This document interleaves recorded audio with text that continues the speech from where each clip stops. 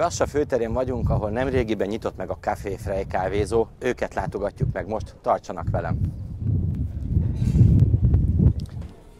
Kávézókba betérve általában sok érdekességgel találkozhatunk, de itt egy olyan is van, ami máshol nincs. Ez pedig nem más, mint a homokmelegítő. Ennek működésével fogunk megismerkedni most. Az arab gavák kávét fogjuk most elkészíteni, ennek a homokmelegítőnek a segítségével.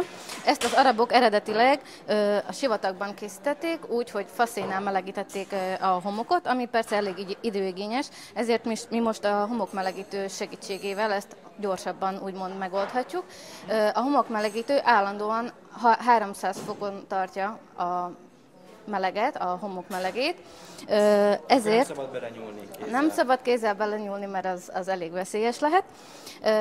Ennek az a lényege, hogy ezt a rézibriket körülöleli a forró homok, és ezáltal még mielőtt odaégne a kávé, már felforr.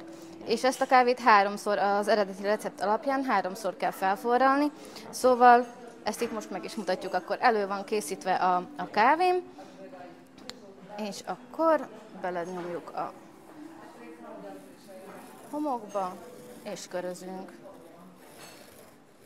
És ennyi idő alatt tökéletesen fel is melegszik, ugye? Igen, már is fogjuk pillanatokon belül látni, hogy felforr a kávé, megkezd habozódni.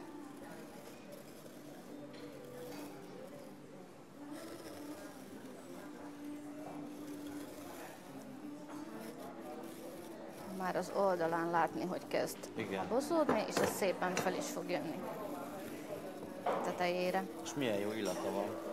Igen, ez a kávé fahéjjal és kardamommal van ízesítve, és édesítve is, mert ugye az arabok édesen szeretik a kávét.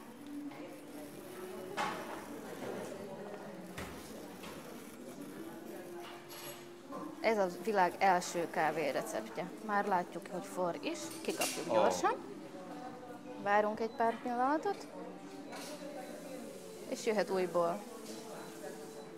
És ezt háromszor kell megismételni? Igen, de már a másodszor és harmadszor már nagyon rövid időre van csak szükség. És kész is a kávénk. Tálalhatjuk. A homokmelegítő után pedig egy további érdekesség, mégpedig az, hogy 12 féle hazai kézművesből is elérhető itt. Olyan pincéktől, mint Légli Géza, Ráspi, Losonci Bálint, Iványi Zsófia, Barta Károly, vagy éppen a somlói apátsági pince, már csak ezért is megéri betérni a kassai Café Freybe.